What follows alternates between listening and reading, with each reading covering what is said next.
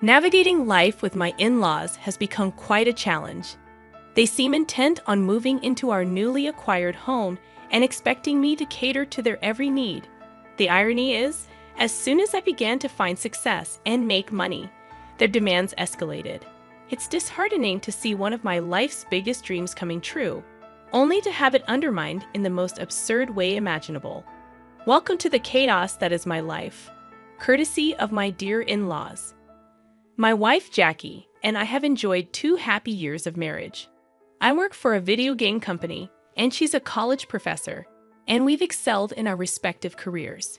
Since our early days together, we've demonstrated a shared commitment to building a future together. Call us fanciful or fast-paced, but our relationship has always been grounded in a shared vision. Our journey began with hypothetical talks about the future, which eventually materialized into a wedding and now a home of our own. The missing piece of our life plan involved securing a house, a crucial step before moving on to the next chapters, like pets and babies. We started in a modest rental, saving diligently to achieve our dream of owning a home in an ideal suburb. The prospect of having a space to call our own filled us with excitement. We took on extra jobs to make financial progress, which unfortunately led to less time together and strained our relationship. Despite the challenges, we persevered, scraped together the down payment, and secured a fantastic deal on a 4-bedroom house with a backyard, spacious kitchen, and 3 bathrooms. The house even came furnished, thanks to substantial gifts received after our wedding. This achievement marked not only a milestone for us as a couple, but also a triumph in the face of economic challenges. Our home symbolized the unbreakable bond we shared. The only remaining task was to complete the purchase of white goods, a relatively easier step given the generous gifts we received. Yet, as we reveled in our success, the intrusion of my in-laws threatened to overshadow our joy and complicate our happily ever after. We invested in essential appliances, including cleaning machines and an executive refrigerator, enabling us to weather the situation for a few months. The first night in our new home was a joyous celebration, marked by a mini party with our closest friends and family. However, the tone took a somber turn when my in-laws subtly hinted at their desire to come and live with us, an idea that now haunts my thoughts. Let me provide some context about my in-laws. Outwardly, they are individuals who consistently present a facade of laughter and contentment, appearing to be exemplary parents to the world. However, beneath this veneer lies a darker reality that Jackie, my wife, has shared with me. Her childhood was marked by physical abuse and mental punishment, with her parents instilling bizarre beliefs, such as considering cartoons as satanic, deeming colored clothes unsuitable for public wear, and asserting that candy caused cavities almost immediately. These were traumatically misleading messages for children. Jackie's brother, Joel, the family clown and the youngest sibling, faced rejection when he came out about 6 years ago, shortly after Jackie and I began dating. The parents did not handle his revelation well. I recall moments when Jackie seemed avoidant and irritable in the early stages of our relationship. I initially thought it was directed at me, but I later learned that these emotions were a result of family arguments involving Joel splashing onto her and their other brother. Despite Joel's relatively reserved nature, several disputes led to him leaving home. Initially, he sought refuge with a friend who offered support in dealing with his problems. However, after subsequent arguments, following the conflicts Joel had with Jackie and the other brother, he moved out, and to this day, his whereabouts remain unknown. Occasionally, he sends messages to Jackie and his siblings assuring them that he's fine, but he refrains from disclosing his location until his parents accept him. Regrettably, the older generation is steadfast in their refusal to embrace their son as he is, choosing to lose him rather than love him unconditionally. The question looms: do I want these individuals to be part of my son's life? Frankly, they're not even the type of people I wish to be associated with. Their pride in an old-school mindset clashes with my values. I refuse to be someone who lacks respect for others or, worse, pretends that everything is fine when it's not. Adding to my disdain, they now want to invade our home. They approached Jackie, and notably, I was excluded from that conversation. They didn't ask if they could move in. Instead, they issued it as a directive. Jackie's relationship with her parents is complicated. She doesn't want to be around them, yet she grapples with the belief that parents are parents and blood ties are unalterable. I'll admit that I've never been their favorite, for reasons ranging from my job in the lucrative video game industry to the fact that I have tattoos, which they associate with the devil. When I heard about their plan to move in, I adamantly said no. I urged Jackie to talk to them, but she insists she's tried, leaving me uncertain about how this situation will unfold. Fast forward to the present, and the scenario has become utterly bleak. My in-laws arrived with their car and suitcases, ready to move in. It's been a week since then, and conflicts have erupted. The primary issue revolves around their car, which they consistently leave in the garage, inconveniencing us. We must seek their permission to access our own truck when we need it. Despite being the ones who go out the least, they insist on keeping their car in the front for emergency exits. This ongoing clash has made the situation increasingly difficult. Yeah, I get it. It's understandable. But it's still incredibly annoying. They even made Jackie late for class because they left without the car and took the car keys with them, leaving us locked in. Jackie had to resort to taking the bus, arriving almost half an hour late. The worst part is that they don't seem willing to change or comprehend the impact of their actions. We've spoken to Jackie's brother Jonathan, but he feels unable to assist right now, given his 3 children and smaller, less comfortable house. We don't want to burden them further. My in-laws have their own house, and yet they seem to do this just to irritate us.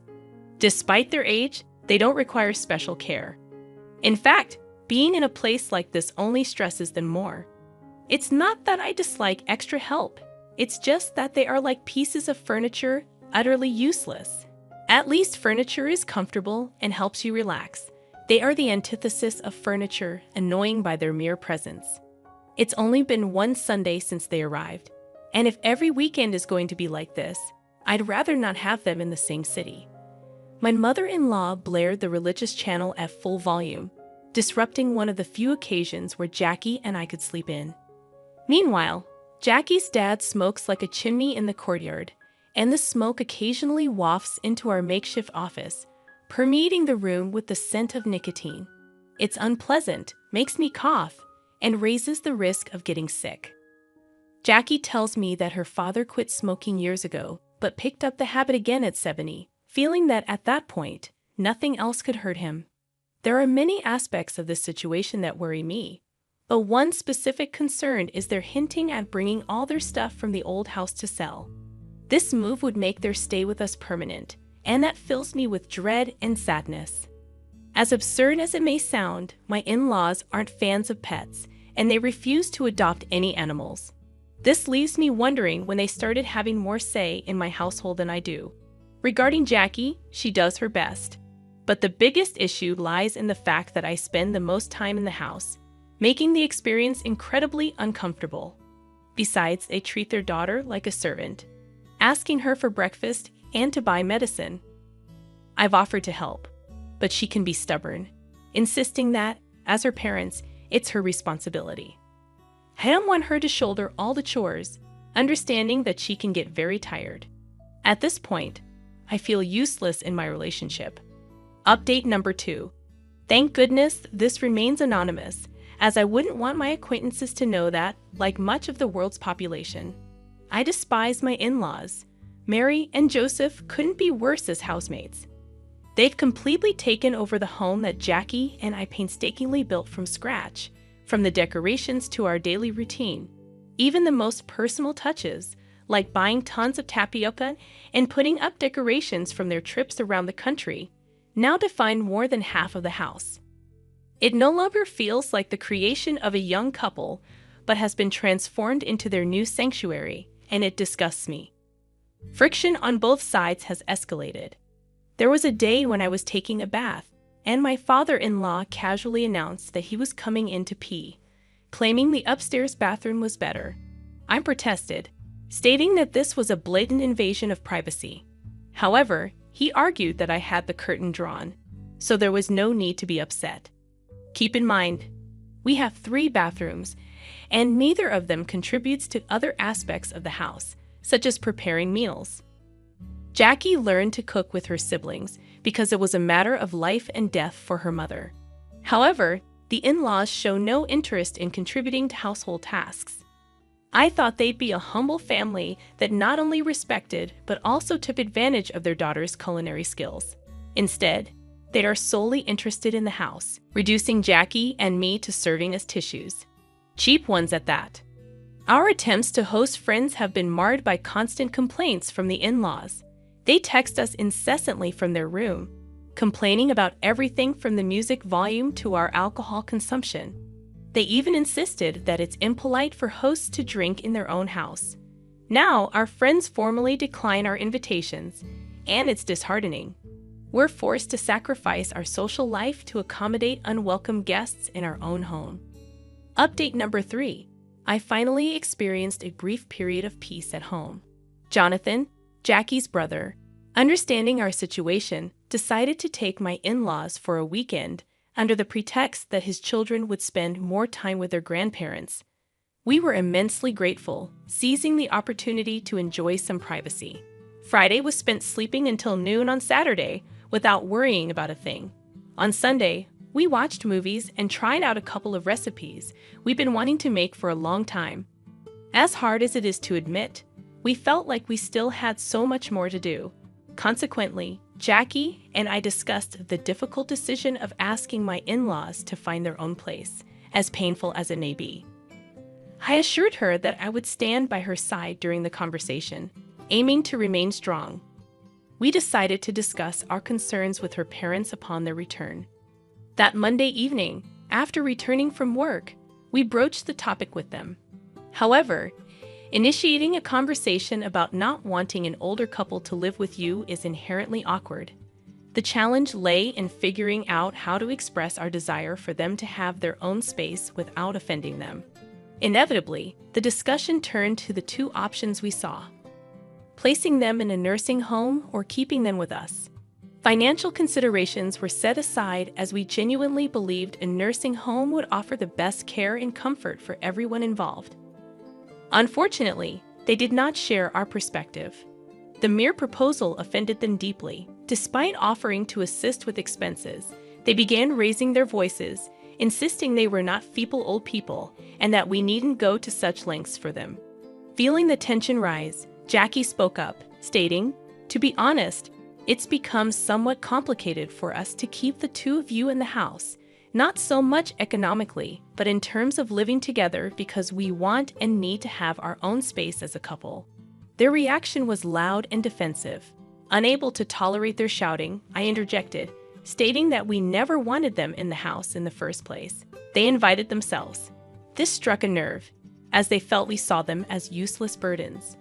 In response, they scolded us, portraying themselves as victims. My father-in-law, refusing to yield, asserted that nobody would force him out of his own house. The situation escalated when he turned violent, threatening me due to our age difference. While I am not a violent person, the confrontation brought out the worst in me. Jackie intervened, calming us down and suggesting we discuss the matter in the morning. By then, I had reached my breaking point. I firmly asserted that there was no way they would stay at my place. The night concluded with them retreating to their room, upset, mirroring our own feelings. Strangely, it became a night of peace in the house, with both parties silently stewing in their thoughts. I even dreamt of evicting them on the spot, as crude as it may sound. I'm struggling to find an immediate solution to this ongoing conflict, but Jackie and I are in constant communication, brainstorming potential resolutions. Update number 4. I sense that some readers might be anticipating a more intense turn in the story. And unfortunately, it did take a somber turn. Jackie had a significant argument with her parents, details of which she chose not to share with me. I was left in limbo for a couple of days. About a week ago, when their conversation concluded, I found Jackie crying as she packed a small bag. apologizing and explaining that she'd stay at Jonathan's for a few days. Just like that, my life vanished from our home to her brother's, leaving me alone with my in-laws for 2 whole days. No one addressed the situation with me during that time, and Jackie, through occasional messages, assured me she'd be back soon, enjoying time with her nephews. I tried to stay home as little as possible during this period, allowing ample time for reflection on what our next course of action should be. Despite my efforts, no clear plan emerged. When Jackie returned, she presented the final details of her master plan to rid ourselves of her parents. I won't delve into the specifics for now, but I'll emphasize that when someone messes with your spouse, even if they're her parents, forgiveness may not be on the table. Update number 5. It's been 3 long months since the last update, and the situation has left Jackie and me on edge. We've exhausted all avenues to evict her parents, even exploring legal means, but the protective laws for older individuals seem to work against us.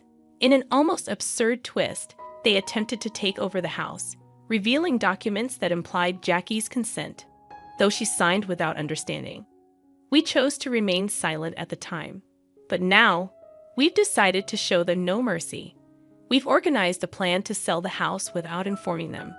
It's painful that we can't even make it our own home, but it seems we may have to follow in the footsteps of Jackie's younger brother, Joel, and simply disappear from their lives.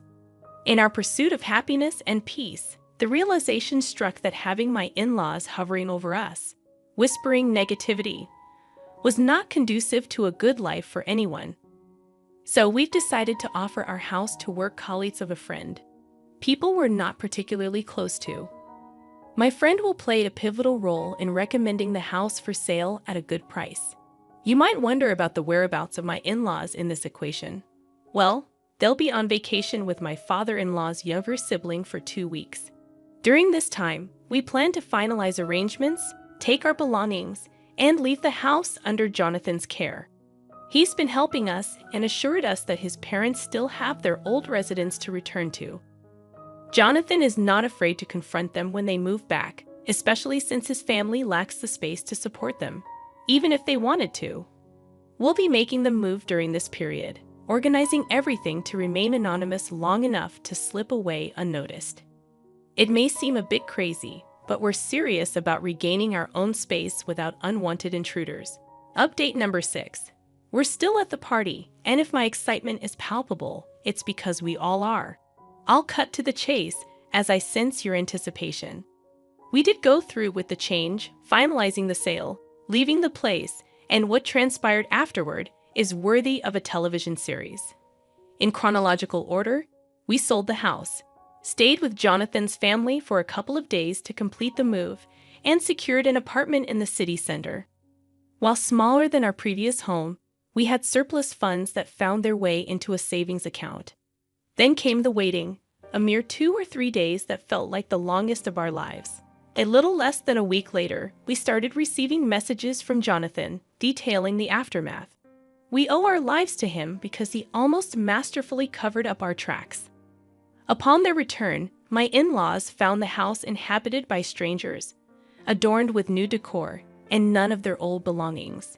The family that was now in residence returned to find a pair of older individuals complaining and yelling about why they were in their house. Instead of being bewildered, the family's reaction infuriated my in-laws. So, without hesitation, they dialed the police. While I wasn't privy to all the details, I knew it was a bitter situation. The elderly couple ended up spending a couple of nights at the police station as authorities tried to untangle the mess. What intrigued and somewhat troubled me was the conspicuous absence of our involvement in the elders' saga. The new owners reached out to us, but we insisted they relocate the elderly pair due to the potential legal ramifications of illegal trespassing, a demand they promptly fulfilled. Legal disputes ensued, and we closely followed the proceedings. Thankfully, we remained unscathed, only providing some private statements. It was a trying time, and Jackie shed many tears, but ultimately, we emerged victorious. The elderly couple, facing the possibility of trespassing charges, incurred a substantial fine and were mandated to return to their own home. This marked their lowest point, as they were already established in a residence, making the legal implications quite severe. In a nutshell, we got what we desired. The elders paid the fine, tails between their legs, and we returned home. According to Jonathan, they couldn't have been angrier. Oddly enough, a couple of positive outcomes emerged from this ordeal. First and foremost, we reconnected with Jackie's brother Joel, who, upon learning about his parents' actions, decided to rejoin us. We invited him home, and he accepted. Future updates will delve into his stories from the past few years. Plans for a family dinner are in the works, sans the older folks. We're eager to capture moments with pictures, knowing that the parents lack social networks to stalk us. Here's a little secret. After the dinner, we plan to reveal another joyful development. Jackie's pregnant, and I'm going to be a dad. It's an exciting time for us, financially supported by what we saved at the apartment. Though not guaranteed, Joel expressed a willingness to assist with the baby's care. We're thrilled, as we were on the brink of thinking it might not happen. Despite the potential awkwardness when the baby asks for grandparents, we're embracing the start of a new and promising chapter for our growing family. Reflecting on the comments, some argue that our actions were overboard, advocating for a straightforward confrontation. While I understand those sentiments, the unique plan we executed unfolded successfully, leading to positive outcomes in our lives. Feel free to share your thoughts in the comments section below. I appreciate your engagement and hope you all have a fantastic day. Stay kind.